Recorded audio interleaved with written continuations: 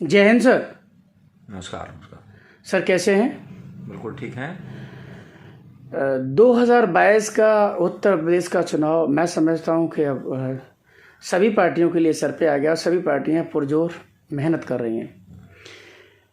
जो विपक्ष का एक आरोप था कि प्रधानमंत्री या रूलिंग पार्टी सेंटर में किसान बिल वापस नहीं ले रही है, मुकदमे जो लगे किसानों में वो वापस नहीं ले रही है। अब जहाँ तक मेरा विचार है तिवारी जी, आपको ये पता लग गया होगा कि किसान बिल जिस तरीके से पास हुआ था उसी तरीके से वो वापस भी हो गया है और मुकदमों के लिए भी हो गया सब कुछ। अब विपक्ष किन मुद्दों को लेके उत्तर प्रदेश में भारतीय जनता पार्टी की घेराबंदी करेगा जिसमें आप हैं, बताइए सर। देखिए, किसानों की समस्याएं थीं, वो आईएसओ ने और मंत्रियों ने बैठ के कमरे में तय कर दी, एसी कमरों में तय कर दी।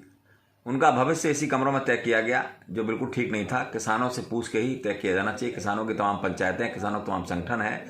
सरकार ऐसा कभी नहीं करती है। सरकार ऊपर से थोपती है, जो उनके अडानी अंबानी कहते हैं, जो बड़े बड़े लोग कहते हैं, जिनको फायदा देना होता है।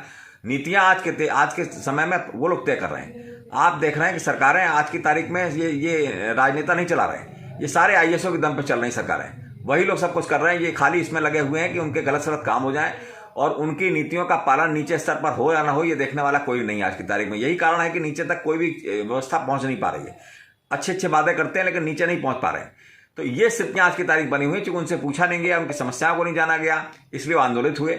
जब आंदोलन हुआ तो आपने देखा कि किस तरह से भारतीय जनता पार्टी ने उनको आक्रामक रहे और उनके बड़े बड़े मंत्रियों से लेकर सभी लोग कहते रहे कि सब आतंकवादी हैं या ये और लोग हैं, ये सब पाकिस्तान के लोग हैं। क्या क्या आरोप नहीं लगाए गए, कितना बेइज्जती नहीं की गई उनकी, जबकि दिखाई पड़ रहा था कि ये वास्तव में जनमानस है, जनमानस की पीड़ा है और वही लोग आंदोलन कर रहे हैं। रात दिन आंदोलन कर रहे थे वो लोग, रात भर पूरे जाड़े में बैठे हुए थे, फिर भी सरकार उनके ऊपर आरोप लगाव लगी थी, उनको घेरने का प्रयास कर रहे थे। उसके बाद आपने देखा कि कील तक ठोंक दी गई, वहां कैसी कैसी दीवारें बनाई गई, जैसे कि पाकिस्तान की दीवार बनाई गई हो। तो इस तरह का प्रयास किया गया, उनको दबाने का पूरा प्रयास किया गया। जब उन्होंने देखा कि ये सब स्थितियां हमारे बेकाबू हो रही हैं और ये आंदोलन वेस्ट बंगाल तक चला गया, डर इस बात का नहीं रहा उनको इस किसानों की समस्याएं निपटे न निपटे। डर इस बात का है कि हमारा आंदोलन से नुकसान वोटों का कितना हो रहा है। हर हालत में सरकार, भारतीय जनता पार्टी सरकार चाहती है, हर जगह सरकार चाहती है, हर जगह अपने आदमी चाहती है। आपने देखा कि यहाँ जिला पंचायत चुनाव में और ब्लॉक प्रमुख चुनाव में कितनी गुंडागर्दी हुई, ये सब ने देखा। लोग कहते थे कि पुरानी सरकार में होती है, इन्होंने सारे के सारे मानदंड तोड़ दिए और तोड़ने के बाद उसी स्थिति में आ गए जो पहली सरकारें करती थी। उसमें भी इन्होंने रिसर्च कर ली और सर्च करने के बाद उसके ऊपर भी निकल गए। तो आज की तारीख में ये बिल्कुल नहीं माना जाएगा कि इन्होंने किसी भी तरह से, कुछ लोगों के कहने पर, जैसा अभी भी कुछ लोग कह रहे हैं, उनके प्रवक्ता कह रहे हैं कि कुछ लोगों को संतुष्ट करने के लिए ऐसा किया गया। सरकारें ऐसा कभी नहीं करती हैं। सरकारों ने देखा कि हमारा चुनाव जा रहा है, अब इन लोगों ने मंथन ये किया कि हमारे चुनाव में इसका असर पड़ गया, इनके एलआईयू की रिपोर्ट आ गई, इनके लोगों के कहना आ गया, इनके सांसद विधायक घुस नहीं पा रहे हैं उस क्षेत्रों में जहां इनकी वर्चस्व हुआ करता था आज की तारीख में। तो ये स्थितियां जब उन्होंने देखी तो मजबूरी में उन्होंने वो बिल वापस लिया है, वो भी आधा अधूरा वापस लिया। उन पर विश्वास करना बहुत मुश्किल काम है कि ये दोबारा नहीं होगा, क्योंकि उनकी बड़ी बड़ी गोदामें अडानी अंबानी की बन चुकी हैं। उनको कहाँ ले जाएंगी, उनका दबाव है, वो भी चुनाव में पैसा खर्च करेंगे इनके ऊपर, और जब पैसा खर्च करेंगे निश्चित रूप से इनको दोबारा लाना पड़ेगा उसको। तो निश्चित रूप से ये छलावा है, अभी भी छलावा हम मान के चल रहे हैं कि इसमें किसानों को नहीं मिलने वाला है। रही बात उनकी और समस्याओं की, बेचारों के ऊपर तमाम मुकदमे हुए, तमाम सारे लोग हमारे शहीद हुए, शहीदों को दर्जा मिलना चाहिए, बिल्कुल सही बात है, उनको मुआवजा मिलना चाहिए, ये भी बिल्कुल सही बात है। तो इन पे काम क्यों नहीं होगा भाई, इन पे काम किया जाए, इसको वापस लेने की बात हो और उनकी समस्या है, वो जायज समस्या है, वो उनसे बात करके ही तो नियम बनाई जाए।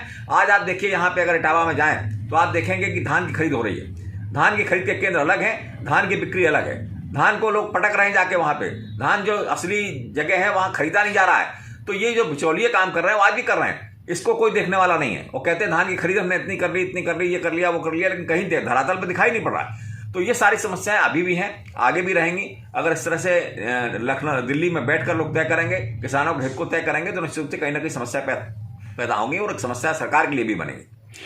2022 में आप किन मुद्दों को लेकर जनता के बीच में जा रहे हैं? नहीं, ये 2022 के लिए तमाम सारे मुद्दे हैं। सबसे बड़ा मुद्दा बेरोजगारी का है।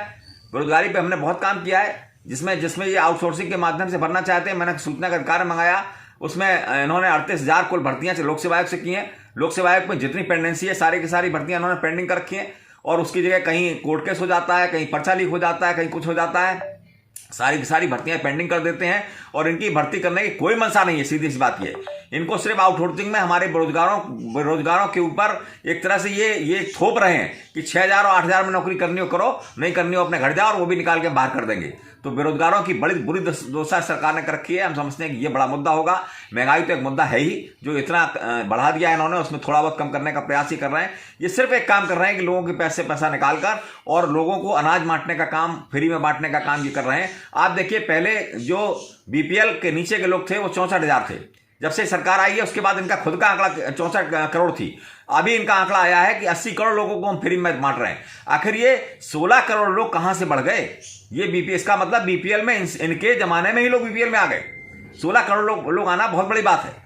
तो ये सब चीजें इनकी चल रही हैं, इसमें ये फ्री में सरकार बांटना चाहती है। चाहती है कि जिस प्रकार की जयललिता जी ने वहां पर पैसों साड़ियां बांटकर हमने वोट खरीदे थे, उसी तरह से ये चाहती है कि हम सरकारी धन को बांटकर यहां पर वोटों को अपने हाथ में करें और वोट हमने ले जाएं। ऐसा हर बार चलने वाला नहीं है। सरकार के कार्यक्रमों को और जनता भी देख रही है कि कैसे कैसे यहाँ छलावा हो रहा है, कैसे कैसे बात की जा रही है, सिर्फ हिंदू मुस्लिम के मुद्दे पर लड़ाया जा रहा है। तो इन सब चीज़ों को बहुत दिन देखने वाली जनता नहीं है। तिवारी जी, आपने ज्वलंत मुद्दों पे बात की है और बड़े अमूल्य समय में से समय निकाला है, इसके लिए बहुत बहुत धन्यवाद आपको। 30 सेकंड में आप प्रदेश की जनता को, देश की जनता को चैनल के माध्यम से कोई महत्वपूर्ण संदेश देना चाहेंगे? हम यही कहना चाहेंगे, ये सरकार जिसने सिर्फ वादे किए हैं और बहुत नुकसान किया है, पब्लिक का हमारा बहुत नुकसान किया है। जमीनी स्तर पर आप देखें कि बहुत ज़्यादा काम नहीं हो पाया है। तो इस सरकार को हटना चाहिए और अखिलेश जी की सरकार को ही बनना चाहिए, क्योंकि उनके ज़माने में काम जरूर दिखाई पड़ता है, कुछ कमियां रहती हैं, उनको हम लोग सब मिलकर दूर करेंगे। अखिलेश जी की मंशा भी है कि इस बार हम अच्छी सरकार चलाएंगे और अच्छा, फिर से बहुत अच्छा करके दिखाएंगे, प्रदर्शन करेंगे। तो निश्चित रूप से इस बार अखिलेश जी की सरकार बननी चाहिए और बनेगी भी। जैसा आप पूरे प्रदेश में देख रहे हैं, हम सबसे अपील करेंगे कि सभी लोग मिलकर इस सरकार को बनाने में पूरा सहयोग करें। थैंक यू तिवारी जी, बहुत बहुत धन्यवाद आपको।